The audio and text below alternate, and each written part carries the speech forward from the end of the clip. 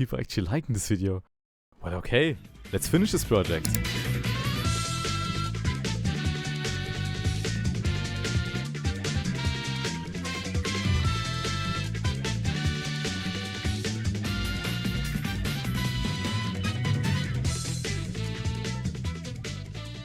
What? Oh, my PC. Fuck.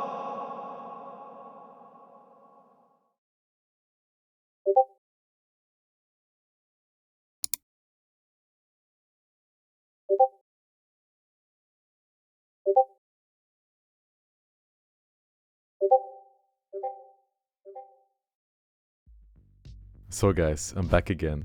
Many things happened in the last 4 months that changed the course of this project. First of all, thank you for the nice comments and to the people who joined my Discord server. I never thought that my first video will get so much attention for the game. So many people shared ideas and solutions for this project that it made me see it from a different perspective. Now it was up to me to push the game forward and develop it even further. But as I wanted to continue my work, I got stopped from the same problem that I complained about in the last video. The enemy system. Long story short, I've decided to switch the game engine for this project.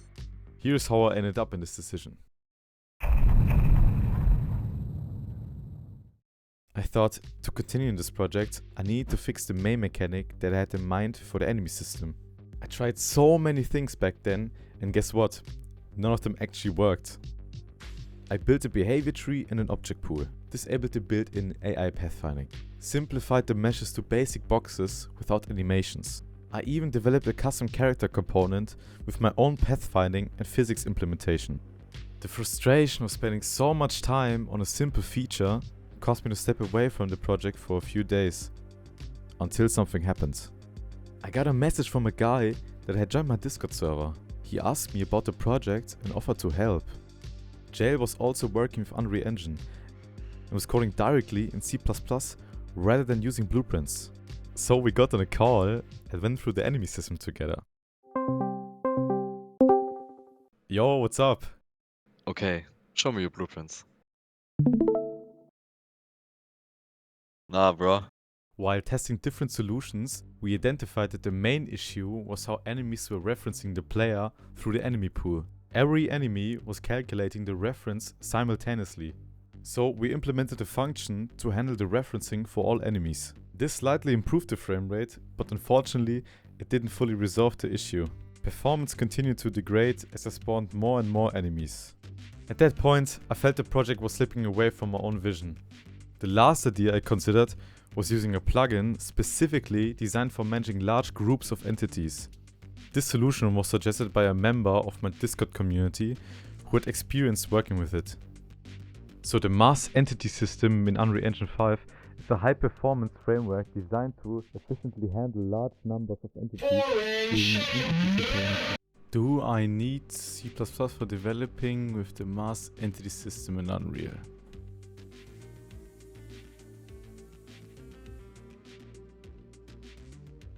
By that point, I had completely given up.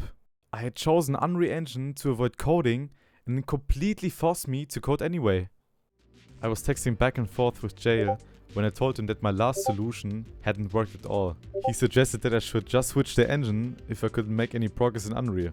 So I made a decision. I needed to choose an engine to test the enemy system. After I did some research, I came up with the Godot engine.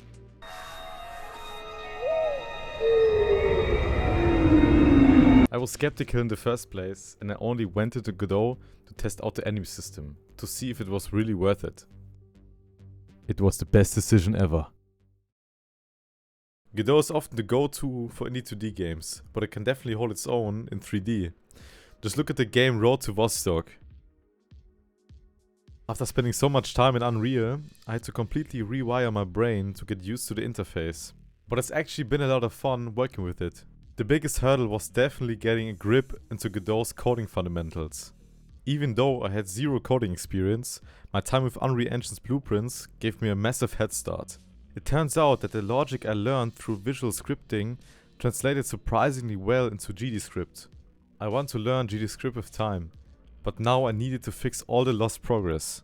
As I went through some tutorials how Godot works and the help of AI, I finished the test project for the enemy system. Wow, this works really well.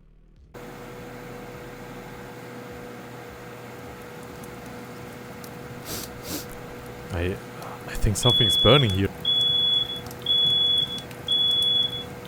This was the first playtest, and it did way better than Unreal Engine ever did. Imagine this with proper optimizations. For me, it was a clear sign that my game needed another engine to be developed in. This project deserves to be perfect, so I began by rethinking the player model. Last time the model was, well, let's just say it looked like this. It had a lot of issues and wasn't very good to work with. While it served its purpose back then, I wanted a model that can handle any animation or effect I wanted to use. So, here's how the process went.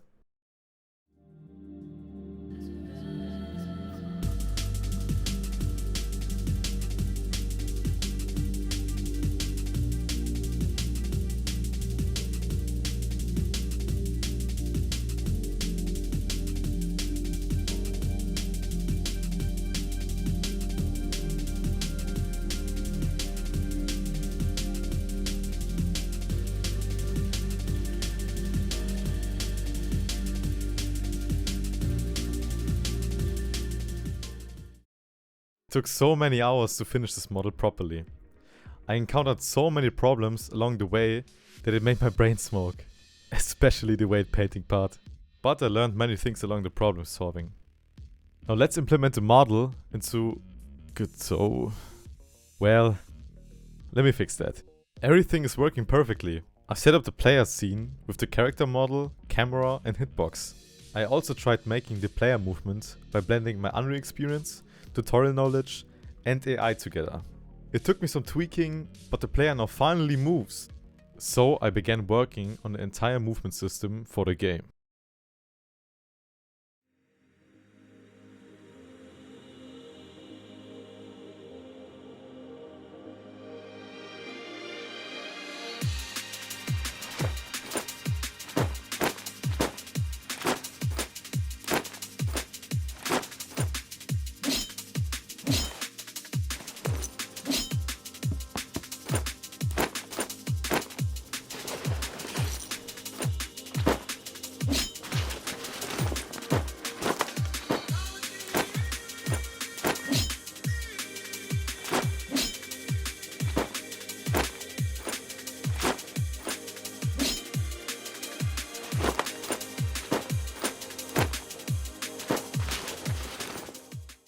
As you can see, I've completely rebuilt the old movement system from the ground up and even managed to put in some new features. I finally added the dash and the double jump, features I've wanted to implement for a long time.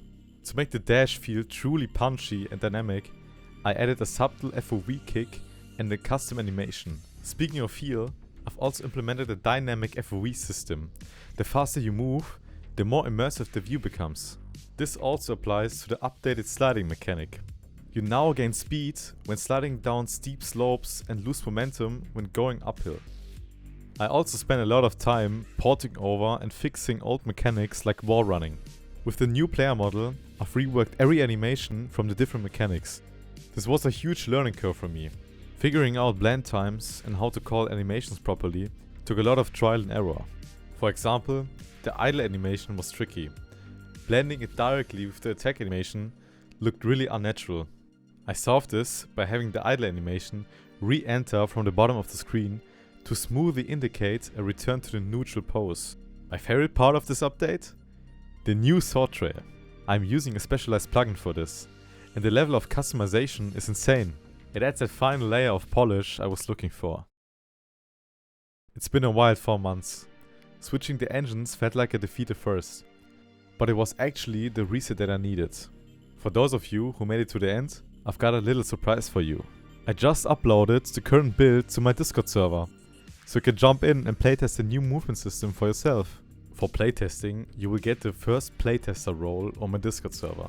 This role will only be available for 1 month after the video, so be quick to get the role yourself. I've also set up a dedicated feedback channel for the playtesters. So please drop your thoughts and experiences there. I'll be checking it constantly to tweak the values and fine-tune every single move. A huge thanks to Jail and everyone in the community who pushed me to keep going. If you want to see how the combat system develops in Godot, hit that subscribe button. We're just getting started.